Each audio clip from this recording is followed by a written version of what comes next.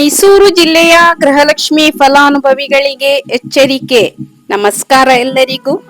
Scheme ವಾರ್ತಾ Kannada news ಚಾನೆಲಿಗೆ ಸ್ವಾಗತ.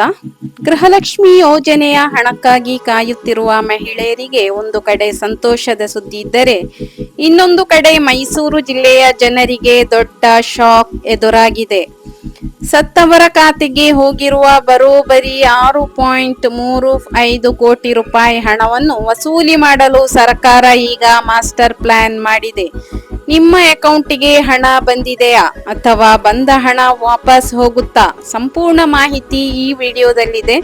ಕೊನೆವರೆಗೂ ನೋಡಿ, ಬಿಗಿನಿಂಗ್ ಇಂದ ಎಂಡ್ ತನಕ ಕಂಪ್ಲೀಟ್ ಆಗಿ ವಿಡಿಯೋ ನೋಡಿ. ಸ್ಕಿಪ್ ಮಾಡಿ ನೋಡ್ಲಿಕ್ಕೆ ಹೋಗಬೇಡಿ. ನಿಮ್ಗೆ ಯಾವುದು ಕೂಡ ಕಂಪ್ಲೀಟ್ ಆಗಿ ಇನ್ಫಾರ್ಮೇಶನ್ ಸಿಗುವುದಿಲ್ಲ. ಅದೇ ರೀತಿ ನೀವು ಮೊದಲನೇ ಸಾರಿ ಈ ಚಾನೆಲ್ ಅನ್ನ ವೀಕ್ಷಿಸ್ತಾ ಇದ್ರೆ ದಯವಿಟ್ಟು ಸಬ್ಸ್ಕ್ರೈಬ್ ಮಾಡಿ. ಅದೇ ರೀತಿ ಒಂದು ಲೈಕ್ ಕೊಡುವ ಮೂಲಕ ಸಪೋರ್ಟ್ ಮಾಡಿ. ಸರ್ಕಾರದ ಇತ್ತೀಚಿನ ವರದಿಯ ಪ್ರಕಾರ ಮೈಸೂರು ಜಿಲ್ಲೆಯೊಂದರಲ್ಲೇ ಸುಮಾರು 5,000ಕ್ಕೂ ಹೆಚ್ಚು ಮೃತಪಟ್ಟ ಮಹಿಳೆಯರ ಖಾತೆಗೆ ಗೃಹಲಕ್ಷ್ಮಿ ಹಣ ಜಮಾ ಆಗುತ್ತಿದೆ. ಜಿಲ್ಲೆಯಲ್ಲಿ ಒಟ್ಟು 13,437 ಜನ ಮೃತಪಟ್ಟಿದ್ದರು. ಅವರಲ್ಲಿ 5,000 ಜನರ ಖಾತೆಗಳು ಇನ್ನೂ ಕೂಡ ಆಕ್ಟಿವ್ ಆಗಿವೆ. ಇದರಿಂದಾಗಿ ಕಳೆದ ಒಂದು ವರ್ಷದಲ್ಲಿ ಒಂದು ಅಂದಾಜು ಸರಾಸರಿ 6.35 ಕೋಟಿ ರೂಪಾಯಿ ಹಣ ಅನರ್ಹರ ಪಾಲಾಗಿದೆ. ಯಾರೆಲ್ಲ ಗೃಹಲಕ್ಷ್ಮಿ ಹಣವನ್ನ ಪಡಿತಾ ಇದ್ದಾರೋ ಅಂತವರು ಮರಣ ಹೊಂದಿಯೂ ಕೂಡ ಆ ಅಕೌಂಟ್ ಇನ್ನೂ ಕೂಡ ಚಾಲ್ತಿಯಲ್ಲಿದೆ. ಅದನ್ನ ಯಾರು ಕೂಡ ಕ್ಯಾನ್ಸಲ್ ಮಾಡ್ಲಿಕ್ಕೆ ಹೋಗ್ಲಿಲ್ಲ.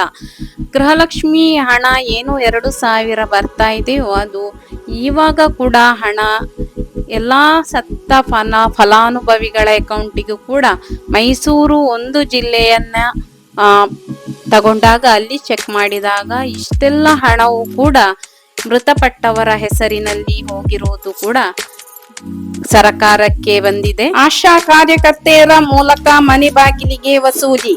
ಇದನ್ನು ಸರ್ಕಾರ ಗಂಭೀರವಾಗಿ ಪರಿಗಣಿಸಿದ್ದು, ಈಗ ಆಶಾ ಕಾರ್ಯಕರ್ತೆಯರು ಮತ್ತು ಅಂಗನವಾಡಿ ಕಾರ್ಯಕರ್ತೆಯರ ಮೂಲಕ ಹಣ ವಸೂಲಿಗೆ ಮುಂದಾಗಿದೆ. ಪ್ರತಿ ಅಂಗನವಾಡಿ ವ್ಯಾಪ್ತಿಯಲ್ಲಿ ಯಾರಾದರೂ ಮೃತಪಟ್ಟಿದ್ದರೆ ಅವರ ಮಾಹಿತಿಯನ್ನ ಕ್ರಾಸ್ ಚೆಕ್ ಮಾಡಲಾಗುತ್ತೆ.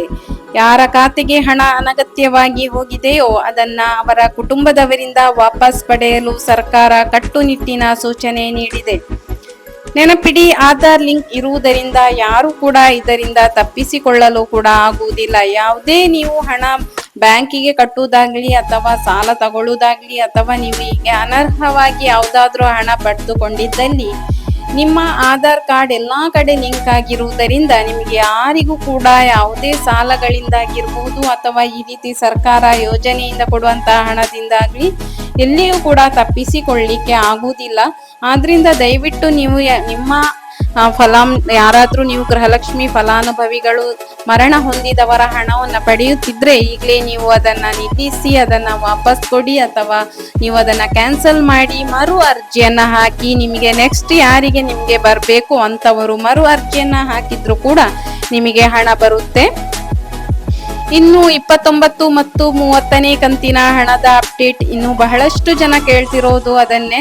ನಮಗೆ ಇನ್ನೂ ಕೂಡ 29 ಮತ್ತು 30ನೇ ಕಂತಿನ ಹಣ ಬಂದಿಲ್ಲ.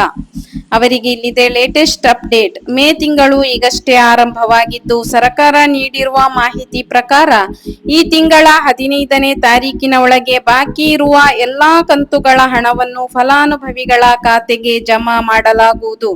ಅಲ್ಲಿಯವರೆಗೆ ನೀವು ಸ್ವಲ್ಪ ಕಾಯ್ಬೇಕಾಗುತ್ತೆ. ಈಗ ಮೇ ಸ್ಟಾರ್ಟ್ ಆದದಷ್ಟೇ. 15ರ ಒಳಗೆ ಯಾವುದೆಲ್ಲ ಬಾಕಿ ಇದೆ ಅದು 3ನೇ ಹಂತದಲ್ಲಿ ಈಗ ನಿಮ್ಗೆ ಬಹಳಷ್ಟು ಸ್ಲೋ ರೀತಿಯಲ್ಲಿ ನಿಮ್ಗೆ ಹಣ ಬರ್ತಾ ಇದೆ.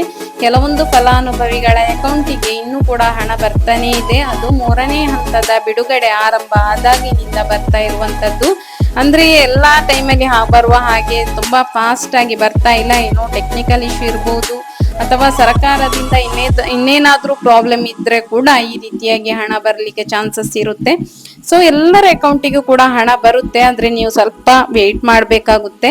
ಇನ್ನು ಮೇ 15ನೇ ತಾರೀಕಿನ ಒಳಗೆ ಎಲ್ಲ ಕಂತುಗಳ ಬಾಕಿ ಇರುವವರದ್ದು ಕೂಡ ಫಲಾನುಭವಿಗಳ ಅಕೌಂಟಿಗೆ ಬರುತ್ತೆ. ಒಂದು ವೇಳೆ ಬರದಿದ್ರೆ ನೀವು ದಯವಿಟ್ಟು ನಿಮ್ಮ ಆಶಾ ಕಾರ್ಯಕರ್ತೆ ಇರ್ಬೋದು ಅಥವಾ ಅಂಗನವಾಡಿ ಕಾರ್ಯಕರ್ತೆ ಇರ್ಬೋದು, ಎಲ್ಲಿ ಕೂಡ ಆಗ್ಬೋದು, ನಿಮಗೆ ಗೊತ್ತಿಲ್ಲ ಅಂತ ಹೇಳಿದ್ರೆ ನೀವು DBT ಮೂಲಕ ನಿಮ್ಮ ಸ್ಟೇಟಸ್ ಅನ್ನ ಚೆಕ್ ಮಾಡಬಹುದು. DBT ಕರ್ನಾಟಕದಲ್ಲಿ ಹೋದ್ರೆ ನಿಮಗೆ ಯಾವ ಹಣ ಬಂದಿಲ್ಲ, ಯಾವ ಕಂತಿನ ಹಣ ಬಂದಿರೋದು ಎಲ್ಲ ಕೂಡ ಸ್ಟೇಟಸ್ ಅಲ್ಲಿ ಚೆಕ್ ಮಾಡ್ಬೇಕಾಗುತ್ತೆ.